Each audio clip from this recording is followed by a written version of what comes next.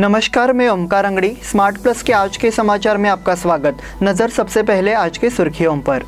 Corona मरीजों के दर्ज किए गए सबसे कम मामले। श्री विसर्जन के बाद झीलों की सफाई का सवाल।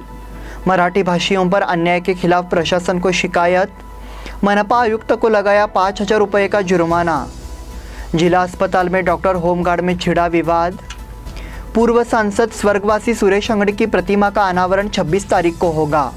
होटल आदर्शा पैलेस आपके लिए लाए हैं फूड पार्सल और home delivery service, breakfast, lunch और dinner, south Indian, north Indian, tandoori. कोविड-19 के तहत स्वच्छता और सभी नियमों का पालन। आज ही ऑर्डर कीजिए और घर बैठे लजीज खाने का मजा उठाइए। हर पार्सल के साथ एक mask free. Hotel Adarsha palace, Lingaraj college के सामने, कॉलेज रोड, बेलगावी। फोन 0831 2435 और 8884121718। अब समाचार विस्तार से। पिछले 24 घंटे में देश में कोरोना संक्रमण का इलाज कराने वाले मरीजों की कुल संख्या 3,09,575 पहुंच गई है। इसलिए पिछले कुछ दिनों की तुलना में कल प्रभावित लोगों की संख्या में मामूली गिरावट की तस्वीर सामने आई है। केंद्रीय स्वास्थ्य मंत्रालय के आंकड़ों के मुताबिक इसी अवधि में हुई मौतों की कुल संख्या 4,45,385 हो गई है। इस तरह अब तक कुल 3,27,49,574 मरीज ठीक हो चुके हैं, जो कि 97.75% है। ये मार्च 2021 के बाद सबसे अधिक है। राष्ट्रव्यापी टीकाकरण अभियान में अब तक 81.85 करोड़ 13,827 डबल एंटी डबल टीके लगाए जा चुके हैं।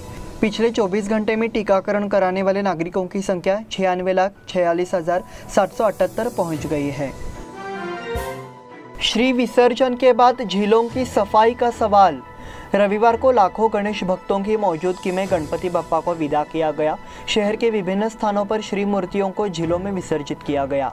मनपा प्रशासन ने इस विसर्जन के दौरान उचित व्यवस्था की थी।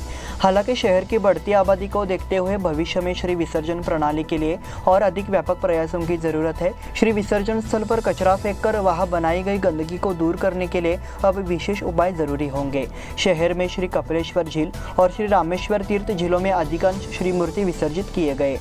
यहाँ सार्वजनिक श्री मूर्ति विसर्जित की गई। चूंकि इन झीलों की क्षमता अपर्याप्त है, इसलिए आने वाले दिनों में श्री विसर्जन के लिए और झीलें या विसर्जन स्थल बनाना जरूरी होगा। इसी तरह विसर्जन के कारण श्री को विकृत न करने का ध्यान रखना जरूरी हो गया है। विसर्जन झील में डूबे श्री मूर्ति अब जीर्ण शीर्ण अवस्था में नजर आ रहे हैं।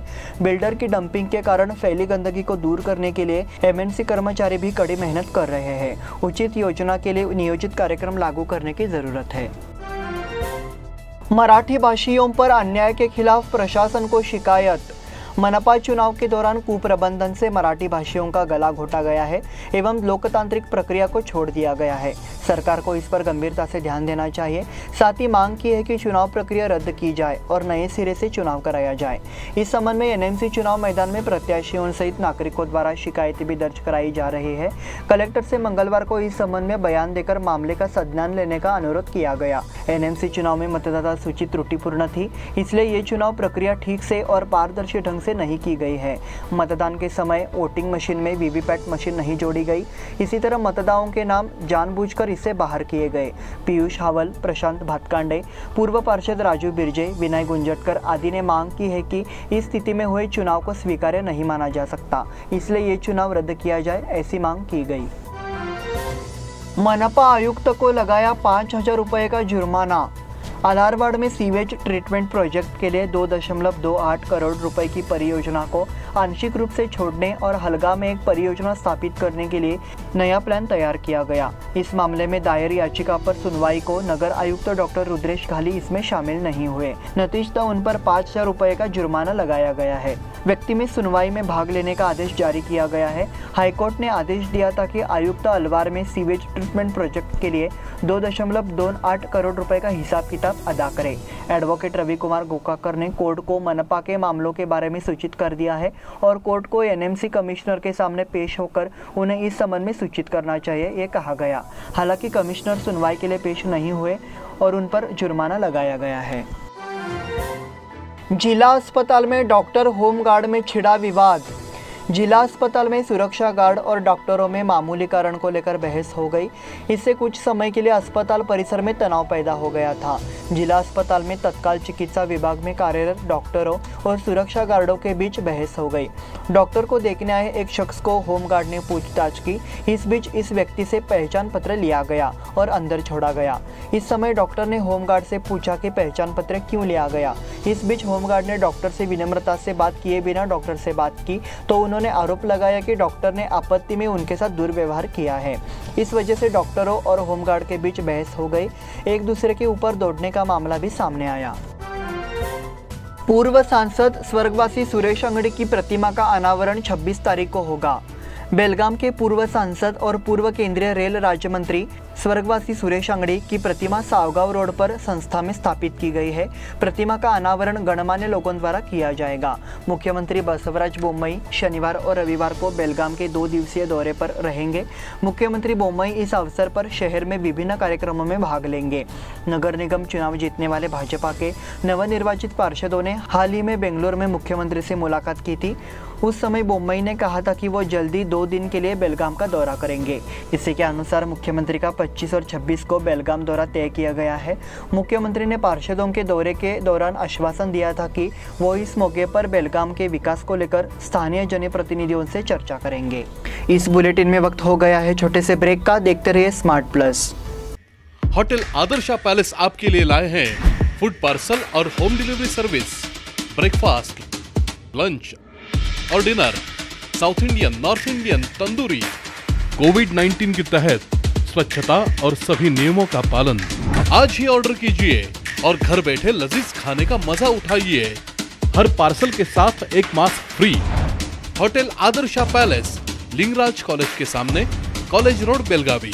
फोन 0831 2435 777 और 8884121718।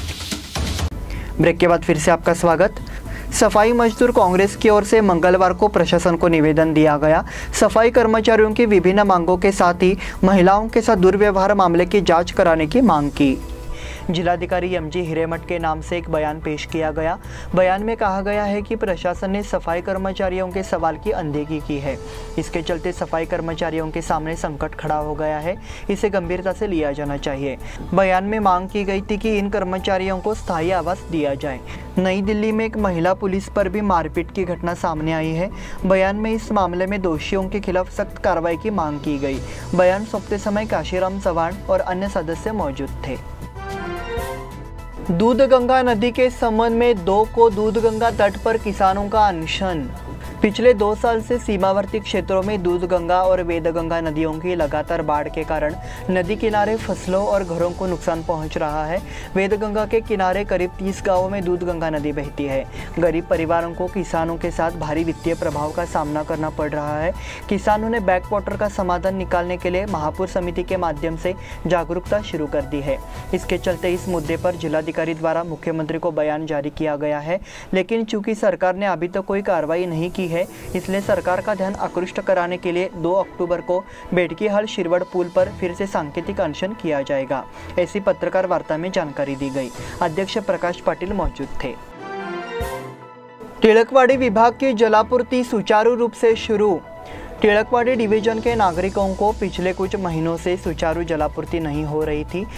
इसको लेकर लगातार शिकायतें मिल रही थी। हालांकि इसे गंभीरता से नहीं लिया गया। इस पर गौर करते हुए नवनिर्वाचित पार्षद आनंद चव्हाण ने साउथ विभाग का दौरा किया। L&T इस कंपनी के इंजीनियरों से संपर्क कर इसकी जानकारी दी गई। साथ ही जलापूर्ति सुचारू करने की व्यवस्था भी की। इससे नागरिकों को राहत मिली है। इस कार्य में विधायक अभय पाटिल का मार्गदर्शन रहा। विधानसभा में अंजलि निंबालकर ने उठाया खानापुर का मुद्दा। इस समय बेंगलुरु में विधानसभा का सत्र चल रहा है। अंजलि निंबालकर ने सत्र के दौरान खानापुर की विभिन्न समस्याओं को लेकर आवाज बुलंद की। साथ ही सरकार से इसका हल निकालने का आग्रह किया। कांग्रेस के कार्यकाल में मंदिर के पुजारियों का मानदेय स्वीकृत किया गया था, लेकिन इस भाजपा सरकार ने पिछले 2 साल से इस मानदेय को बंद कर दिया है। इसलिए उन्होंने आरोप लगाया कि भाजपा सरकार ने बेगड़ी हिंदुत्व के रूप का सामना किया है। इसी तरह तहसीलदार कार्यालयों में हुए भ्रष्टाचार को गंभीरता से लेने की मांग की गई। मुख्यमंत्री बसवराज बोम्मई ने अंजलि निंबालकर के सवालों का जवाब दिया, साथ ही इसका हल निकालने का वादा किया। जिलाधिकारी ने किया सीमा चेकपोस्ट का दौरा। इसमें विदेशी राज्यों से आने वाले वाहनों के लिए सरकारी दिशा निर्देशों का कड़ाई से पालन करने के निर्देश दिए गए। सरकारी दिशा निर्देशों के मुताबिक महाराष्ट्र से आने वाले यात्रियों को कोविड निगेटिव रिपोर्ट देना अनिवार्य है, इसलिए जिनकी रिपोर्ट निगेटिव है उन्हें राज्य की यात्रा करने की अनुमति दी जानी चाहिए, ऐसा जिलाधिकारी एम जी हिरेमठ ने कहा। उन्होंने सोमवार को जिले के मंगसुली, कोगनोली, कागवाड़ चेक पोस्ट का दौरा किया। नियुक्त अधिकारियों और टीम कर्मचारियों के साथ दिशा निर्देशों के क्रियान्वयन पर चर्चा की गई। नागुरडा में सैन्य कर्मी का अंतिम संस्कार। नागुरडा तालुका खानापुर में मराठा लाइट इन्फेंट्री रेजिमेंट के जवान संतोष नामदेव कोलेकर का निधन हो गया। पुणे के एक रेजिमेंट अस्पताल में रविवार दोपहर को उनकी मौत हो गई थी। उन्हें सोमवार को उनके गांव नागुरडा में लाया गया और शोकाकुल माहौल में अंतिम संस्कार कर दिया गया। संतोष कोलेकर को श्रद्धांजलि देने के लिए तालुका निवासियों की भीड़ उमड़ी। शहीद कोलेकर का शव सोमवार सुबह पुणे से सैन्य कार में मलप्रभा क्रीडा लाया गया। कोलेकर का दोपहर में मूल गांव में सैन्य अंतिम संस्कार किया गया। इससे पहले आसमान में 21 राउंड बंदूकें दाई गई और उन्हें सम्मानित किया गया। इसी के साथ स्मार्ट प्लस के आज के समाचार समाप्त हुए। धन्यवाद।